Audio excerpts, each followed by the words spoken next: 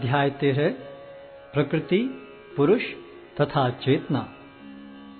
अर्जुन ने कहा, हे कृष्ण, मैं प्रकृति एवं पुरुष, क्षेत्र एवं क्षेत्रज्ञ तथा ज्ञान एवं ज्ञेय के विषय में जानने का इच्छुक हूँ। श्री भगवान ने कहा, हे कुंती पुत्र, यह शरीर क्षेत्र कहलाता है और इस क्षेत्र को जानने वाला क्षेत्रज्ञ है। हे भरतवंशी, तुम्हें ज्ञात होना चाहिए कि मैं भी समस्त शरीरों में ज्ञाता भी हूँ और इस शरीर तथा इसके ज्ञाता को जान लेना ज्ञान कहलाता है, ऐसा मेरा मत है। अब तुम मुझसे यह सब संक्षेप में सुनो कि कर्म क्षेत्र क्या है, यह किस प्रकार बना है, इसमें क्या परिवर्तन होते हैं, यह कहाँ से उत्पन्न होता है, इस कर्म क्षेत्र को जानने वाला कौन है और उसके क्या प्रभाव हैं। विभिन्न वैदिक ग्रंथों में विभिन्न ऋषियों ने कार्यकलापों के क्षेत्र तथा उन कार्यकलापों के ज्ञाता के ज्ञान का वर्णन किया है। इसे विशेष रूप से वेदांत सूत्र में कार्य कारण के समस्त तर्क समेत प्रस्तुत किया गया है। पंच महाभूत, अहंकार, बुद्धि, अव्यक्त, 10 इंद्रियां तथा मन, 5 इंद्रिय विषय, इच्छा, द्वेष, सुख, दुख, संघात, जीवन के लक्षण तथा धैर्य, इन सब को संक्षेप में कर्म का क्षेत्र तथा उसकी अंतःक्रियाएं कहा जाता है। विनम्रता, दंभहीनता, अहिंसा, सहिष्णुता, सरलता, प्रामाणिक गुरु के पास जाना, पवित्रता, स्थिरता, आत्मसंयम, इंद्रिय तृप्ति के विषयों का परित्याग, अहंकार का अभाव, जन्म, मृत्यु, वृद्धावस्था तथा रोग के दोषों की अनुभूति, वैराग्य, संतान, स्त्री, घर तथा अन्य वस्तुओं की ममता से मुक्ति, अच्छी तथा बुरी घटनाओं के प्रति संभाव, मेरे प्रति निरंतर अनन्य भक्ति, एकांत स्थान में रहने की इच्छा, जन समूह से विलगाव, आत्म साक्षात्कार की महत्ता को स्वीकारना तथा परम सत्य की दार्शनिक खोज, इन सब को मैं ज्ञान घोषित करता हूँ और इनके अतिरिक्त जो भी है वह सब अज्ञान है। अब मैं तुम्हें ज्ञेय के विषय में बतलाऊंगा, जिसे जानकर तुम नित्य ब्रह्म का आस्वादन कर सकोगे। यह ब्रह्म या आत्मा जो अनादि है और मेरे अधीन है, इस भौतिक जगत के कार्य कारण से परे स्थित है।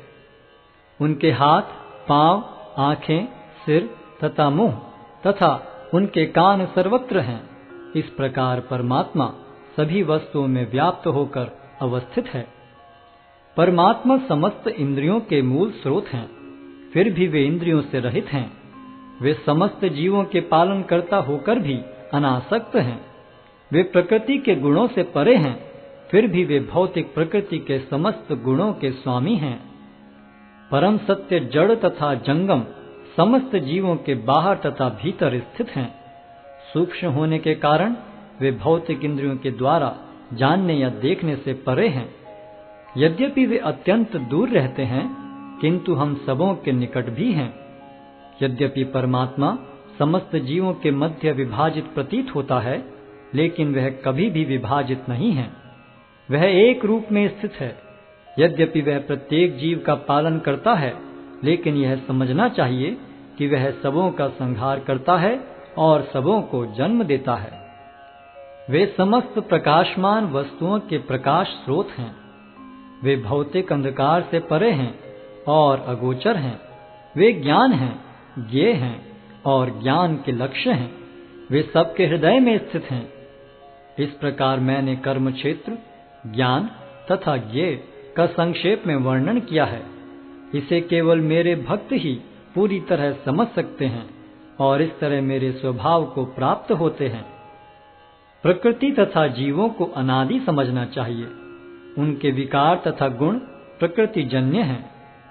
प्रकृति समस्त भौतिक कारणों तथा कार्यों की हेतु कही जाती है और जीव इस संसार में विविध सुख दुख के भोग का कारण कहा जाता है। इस प्रकार जीव प्रकृति के तीनों गुणों का भोग करता हुआ प्रकृति में ही जीवन बिताता है। यह उस प्रकृति के साथ उसकी संगति के कारण है। इस तरह उसे उत्तम तथा अधम योनियां मिलती रहती हैं। तो भी इस शरीर में एक अन्य दिव्य भोक्ता है जो ईश्वर है, परम स्वामी है और साक्षी तथा अनुमति देने वाले के रूप में विद्यमान है और जो परमात्मा कहलाता है। जो व्यक्ति प्रकृति, जीव तथा प्रकृति के गुणों की अंतःक्रिया से संबंधित इस विचारधारा को समझ लेता है, उसे मुक्ति की प्राप्ति सुनिश्चित है। उसकी वर्तमान स्थिति चाहे जैसी हो, यहाँ पर उसका पुनर्जन्म नहीं होगा।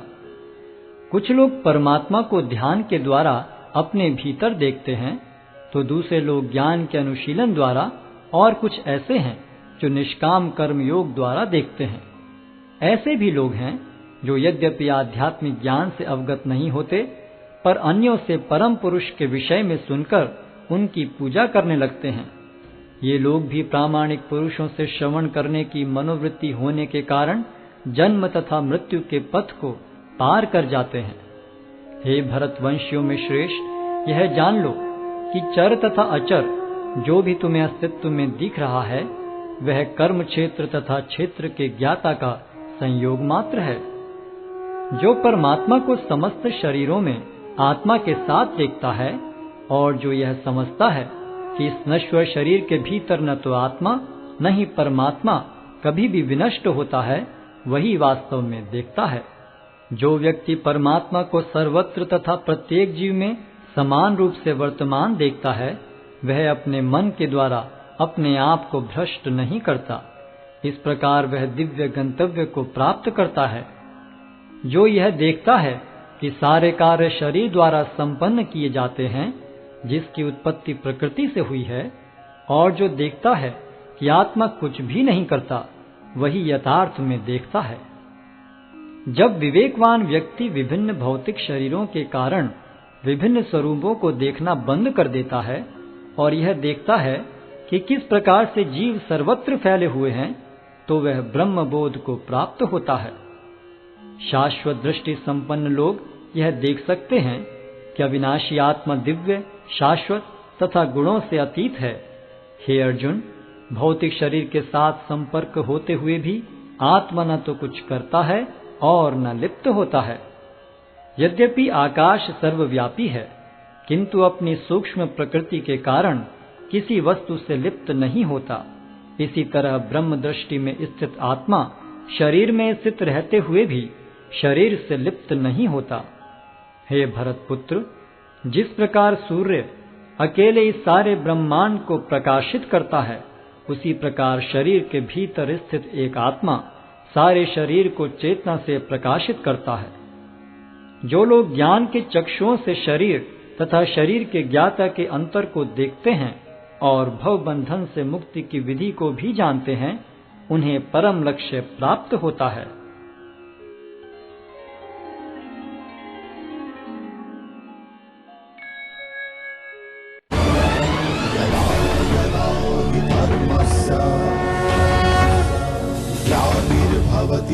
भारत अभ्युत्थानमधर्मस्य